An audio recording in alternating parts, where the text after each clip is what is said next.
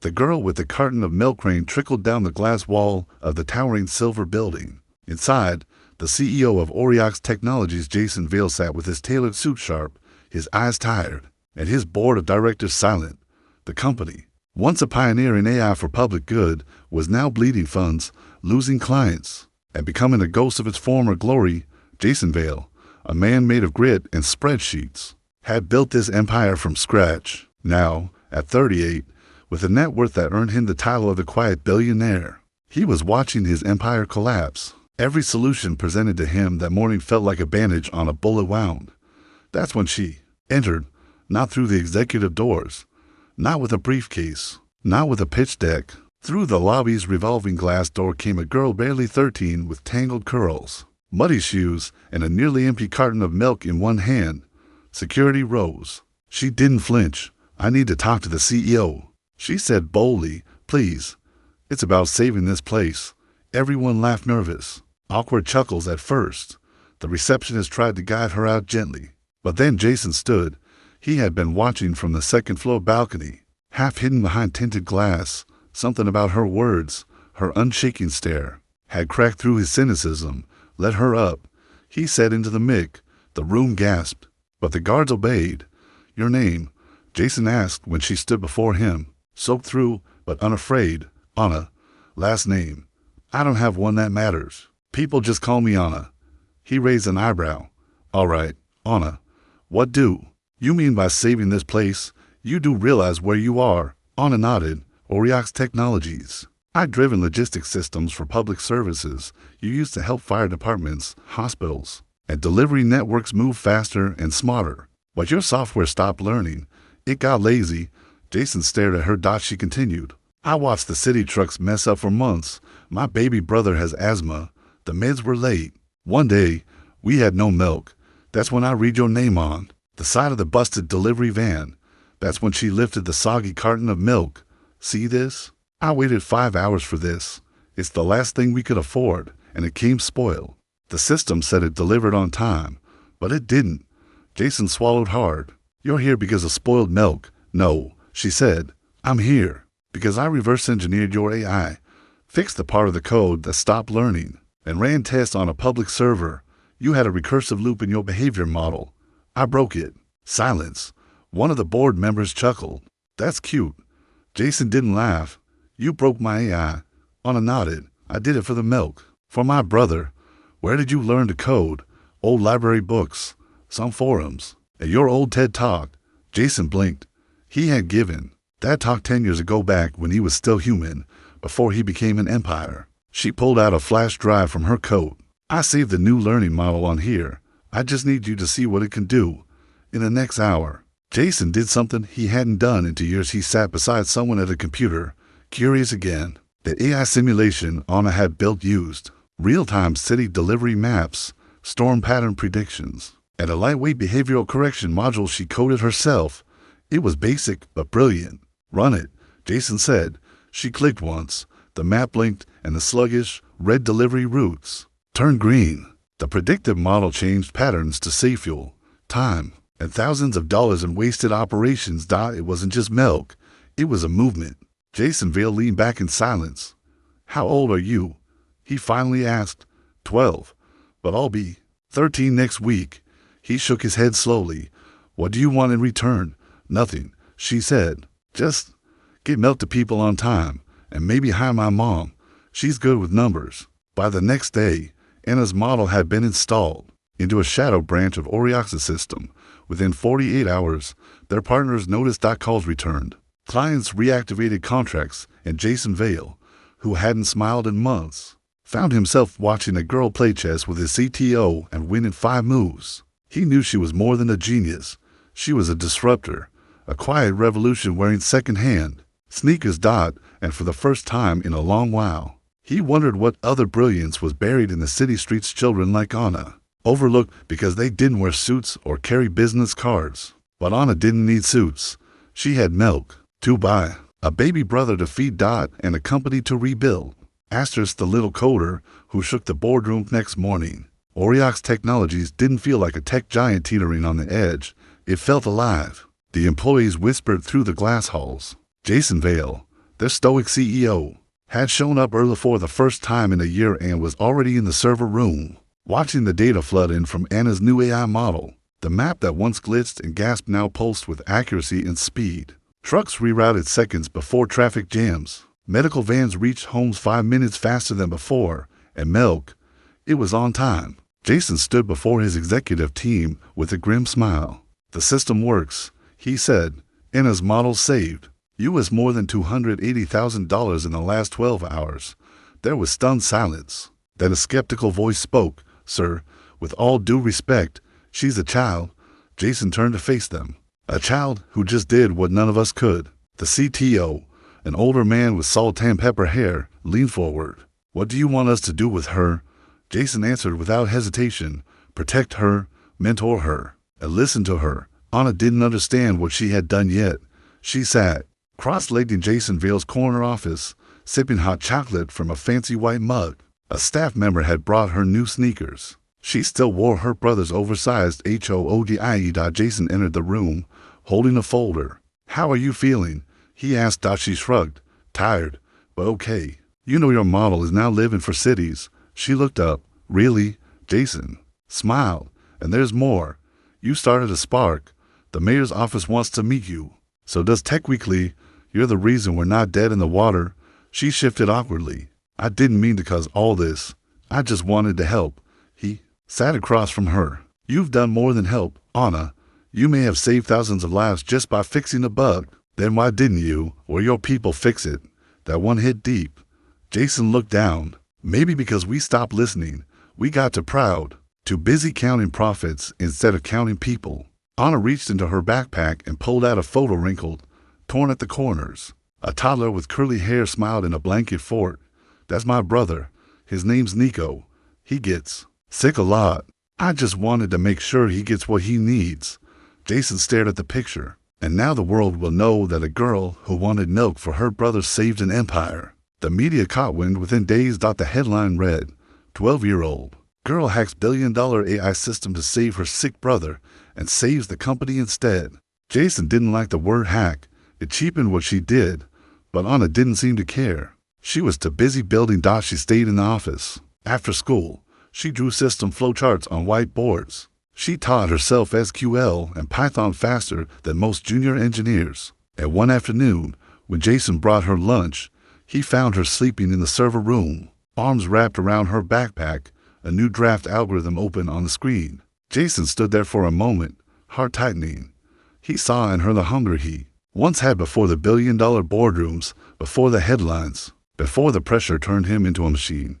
That night, he walked home slower than usual. And when he reached his penthouse, overlooking the city he thought he had already conquered, he whispered something out loud. Anna might be the best thing that's ever happened to this company. But not everyone agreed.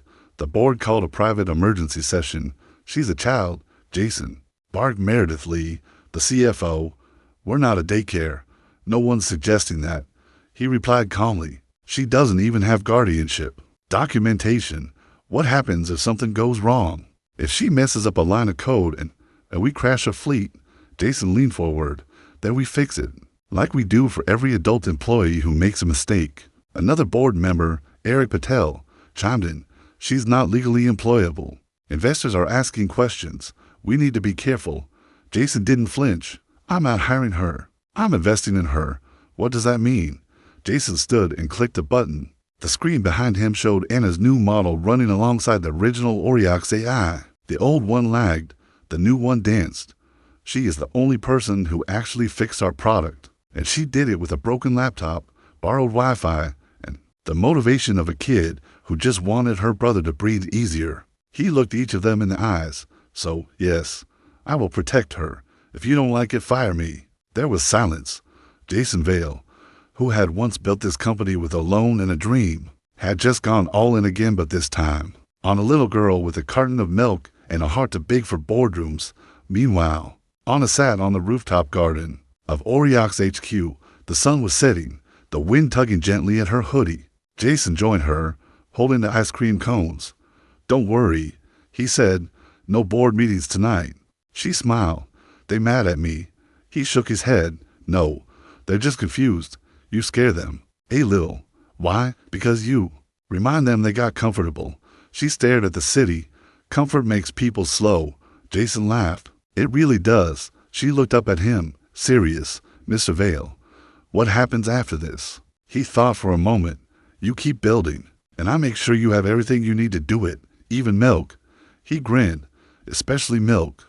The stage, the spotlight, and the shadow bright lights of Silicon Valley's Global Future Tech Summit buzzed against the Skylight Dome. It was the world's biggest stage for innovation, where CEOs, inventors, and the world's sharpest minds gathered once a year, and this year, among names like Musk and Nadella, the final speaker for day 2 was a 12-year-old girl from Eastbridge City. Jason Vale had never attended a summit without preparing weeks in advance. But this time, he wasn't speaking. Anna was, dressed in new jeans, a clean white hoodie, and her usual sneakers. Anna stood backstage with her hands shaking, not from fear, but from nerves she didn't want to admit. Jason stood beside her, holding a water bottle. You're not here to impress anyone, he said gently. You're here to tell your story. She nodded, barely. I'm just a kid with an old laptop, she whispered.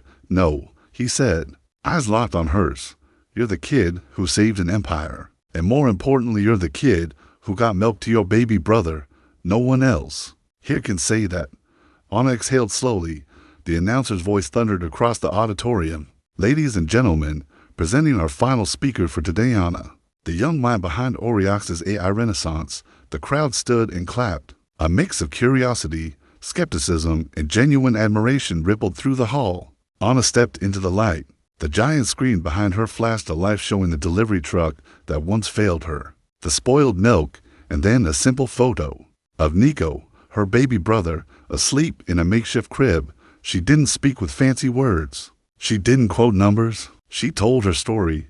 I never planned to fix a company, she said plainly. I just wanted my brother to breathe. The audience still. I noticed how long it took our neighborhood to get basic supplies. I saw how delivery systems said they were helping, but they were slow, broken, or wrong. I saw the word Oriox on the trucks. So I looked up the company. She described reading code tutorials by flashlight, stealing minutes on library Wi-Fi, debugging on free online simulators. Then, she told them how she rebuilt the AI behavior model that Jason Vale's billion-dollar team had failed. They'd have fixed in months, and I brought it, she said.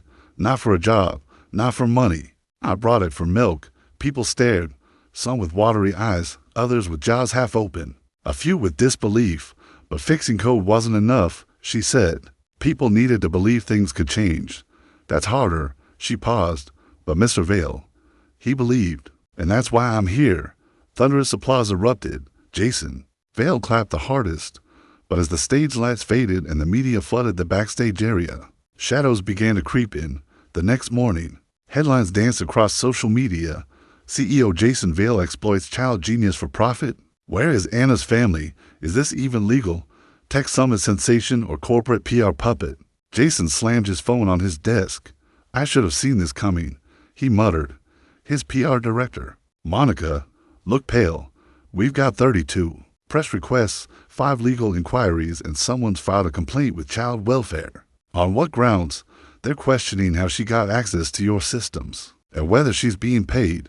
Jason swore under his breath. We did everything right, but they don't care, Monica replied. They see a rich CEO and a poor girl in a hoodie. They think it's a power game.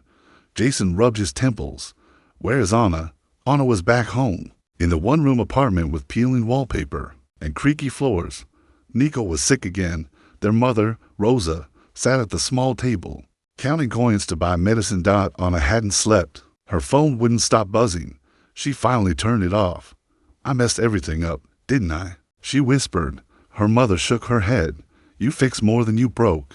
But now they think I'm some poor kid who got used. Let them think, Rosa said. You know the truth. So does Jason? Anna hesitated. What if they take Nico? Rosa's eyes darkened. They won't. I'll fight them. I promise. Anna hugged her mom tightly, then stepped outside. The alley behind their building was still damp from last night's rain, but she needed to breathe. That's when a black SUV pulled up. Jason got out alone. He didn't say anything at first. Just walked up and sat beside her on the curb. They're going after you, Anna said quietly. No, Jason replied. They're going after us, but they don't realize something. What? He looked at her. You're not alone anymore. That day, Jason made a bold move.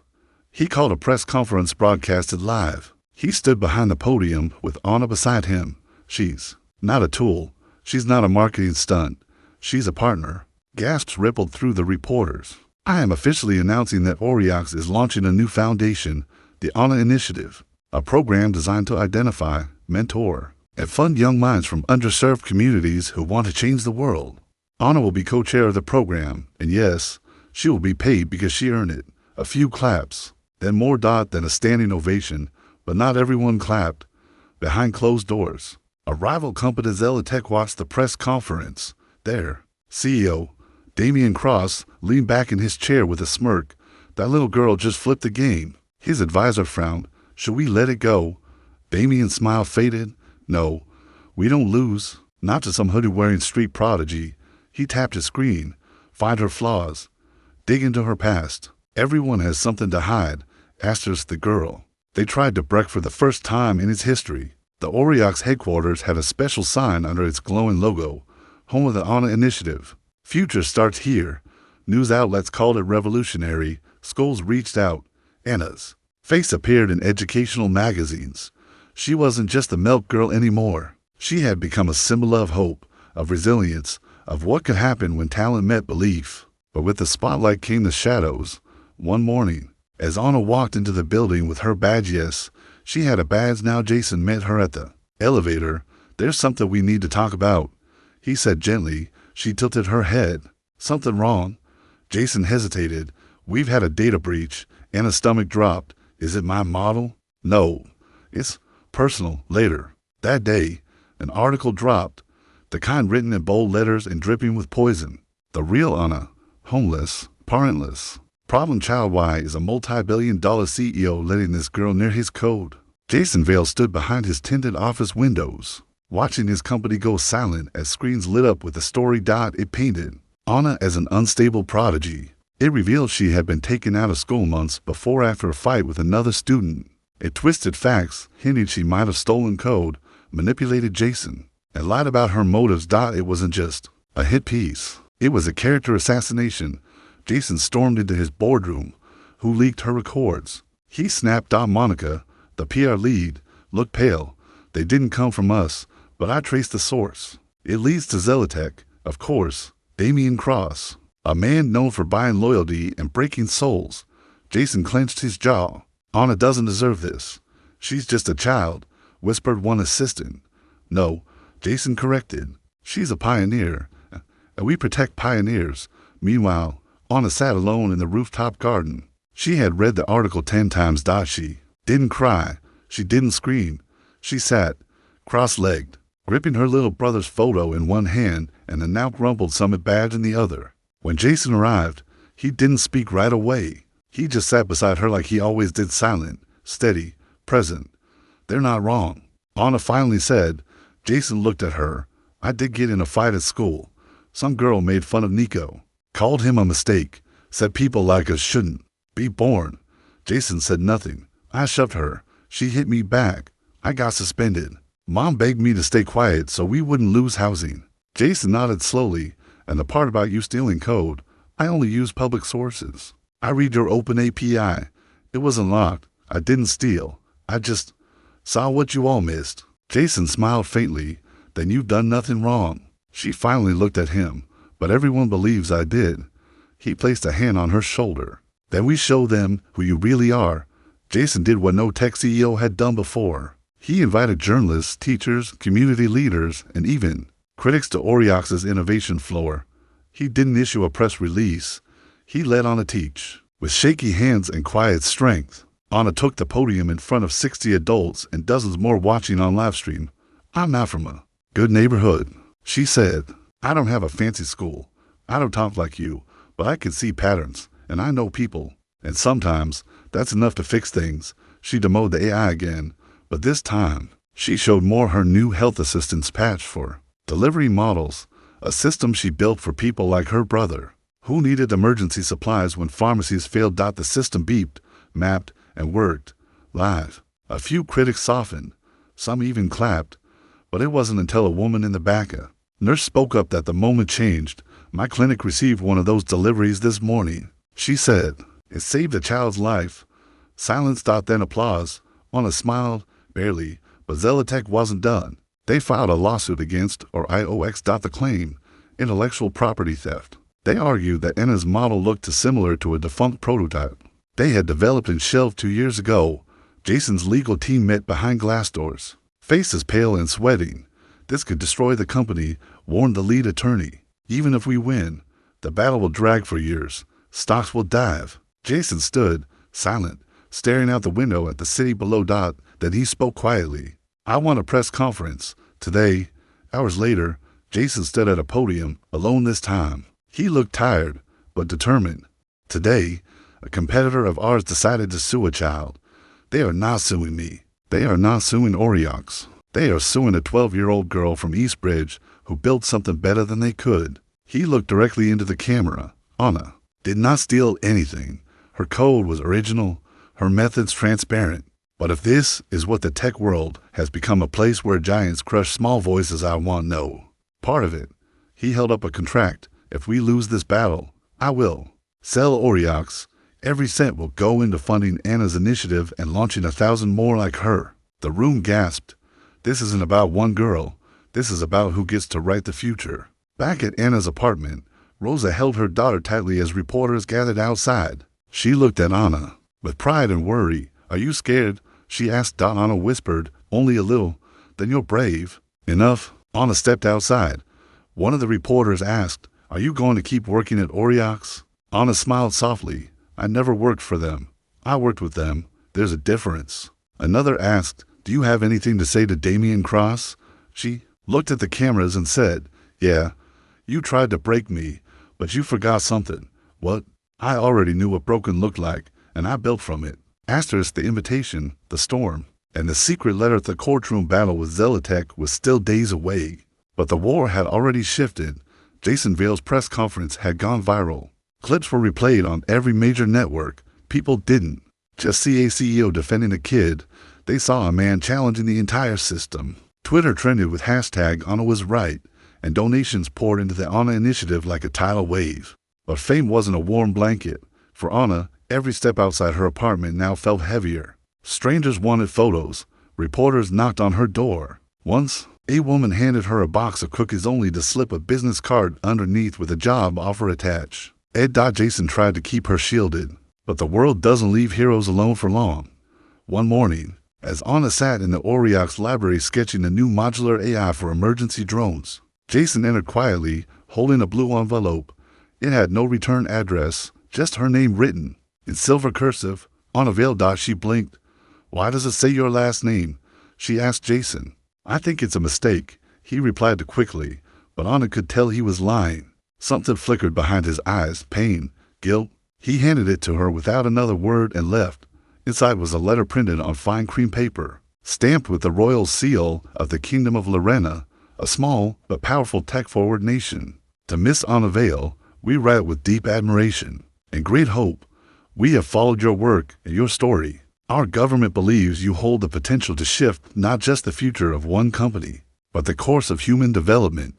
We formally invite you to Lorena to join the Royal Youth Innovation Fellowship. Under direct mentorship of our prime technologists and R&D ministers, your travel, education, and living expenses will be fully covered. You would be among prodigies, like yourself, free to innovate, unburdened by courts or capitalism. Consider this not an escape, but an expansion. Yours in faith and science, the Council of Innovation." Lorena stared at the letter. Free education, unlimited tech resources, a chance to change the world even faster. But why did it feel wrong? She flipped the envelope again and again, and that's when she noticed a tiny watermark on the paper's edge. V.E. Vale Enterprises, Jason's name, his private research firm from years ago, one he never spoke of. She found Jason on the rooftop, his jacket off, sleeves rolled up, sipping black coffee alone. "You knew about this letter before I got it," Anna said quietly. Jason didn't respond immediately. Then he nodded once. "Lorena was my project before Oriox," he admitted. "I helped design their innovation model when I was your age. They're 10 years ahead of us. If you go, You'll be pushed harder than ever, but you'll be protected. Why didn't you tell me? Jason looked out over the city. Because I didn't want to influence your choice. But yes, I asked them to consider you, quietly, on a step closer. You're trying to get rid of me. He turned, startled. No, I'm trying to give you a place where no one can use you, or twist your words, or sue your brilliance. I wanted to give you freedom. Anna clenched her fists. What if I don't want freedom? What if I just want to fix things here? Jason looked heartbroken. Then you stay, and I'll fight beside you.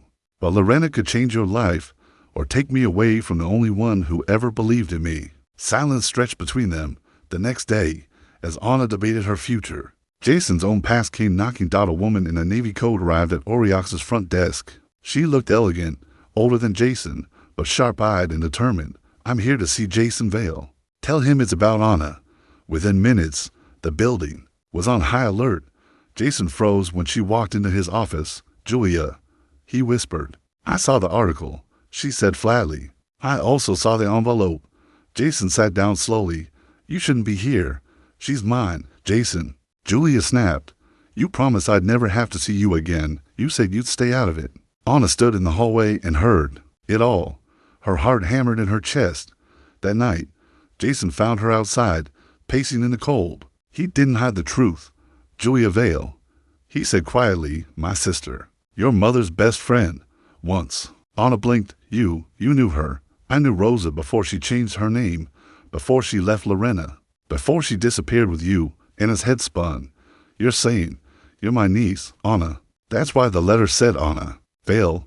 They knew. I knew. I kept my distance because Rosa begged me to let you grow without pressure. But when I saw your name on that bug report, I knew I couldn't stay away. Anna stepped back. You lied to me. I protected you, Jason said, from my world, from my name, from a system that would eat you alive. She was shaking all this time, and you didn't say anything? I wanted you to earn it yourself, not because you were a Vale. I never wanted to be a Vale. She spat. I just wanted to be someone who mattered. You already are. The next morning, Anna didn't show up at Oriox. She didn't reply to calls. She didn't go home. Jason panicked for the first time in years. His heart was racing in a way that spreadsheets and deadlines never caused. Then a message came to his private inbox. Don't worry. I'm safe. I need time. I'm going to Lorena. Not forever. Just to breathe. Don't follow me. Anadison sank into his chair. He didn't know whether to cry or smile. Maybe both. But just as she left, a storm began. Rowing back home. Jason received a confidential report. Inside were Zelotech's internal memos leaked anonymously. What they revealed made his blood run cold. Operation Phoenix once Anna leaves the country. Deploy Phase 2. Sabotage Oriox's emergency fleet. Blame AI malfunction. Frame Anna's coding errors post-departure. Discredit the Anna initiative permanently. Leverage our patents for hostile acquisition. Execute quietly. Jason stood up, his chair crashing behind him. They were planning to destroy everything Anna had built in. Use her absence as the perfect smokescreen. He grabbed his coat. He had to stop them. He had to bring Anna back. The code, the crash, and the choice that changed everything in the quiet halls of the Royal Innovation Tower in Lorena. Anna sat in a futuristic lab where the air smelled like soldering boards. At possibilities, her new life felt like a dream real-time. Sandbox rooms, walls made of smart glass, and mentors who spoke to her like she was already a Nobel laureate. And yet, she couldn't sleep. Not since the letter from Jason. He had respected her request. Don't follow me. But he still sent her one message. They're coming for your name and your code. I can't stop them alone. No signature, just a quiet call for help between the lines. Anna stared at her tablet, blinking back tears. She wasn't a little girl with milk in her backpack anymore. She was the mind behind a system now used in 20 cities worldwide. And someone wanted to turn that system into a weapon. She shut the tablet off and whispered, I'm coming home. Back in Eastbridge City, Jason Vale stood alone in the command center of Oriox. The AI dashboard flickered red and orange. Something was off. The city's emergency fleet had just rolled out to respond to a major chemical fire on the south side, automated, efficient, and fully guided by Anna's routing system. Only now, the trucks were turning in the wrong direction. Jason tapped frantically. Override system On a model access denied. He paled. Someone had already rewritten the admin controls. They were using Anna's codebase, but not the way she designed it. The loops had been corrupted. He saw delays, false flags, and rerouting patterns that sent ambulances away from the crisis zone. A disaster was about to unfold and the system would blame Anna. He grabbed his phone, dialed. It rang once. Then, Anna here. Within hours, she was back in the Oriox basement server room, her sleeves rolled up, her breath fogging the cold air. Jason stood beside her, stunned. You came back. She didn't look up. I never really left. She connected her tablet, bypassed security layers with custom backdoor keys she had built just in case. Jason watched as her fingers flew across the key.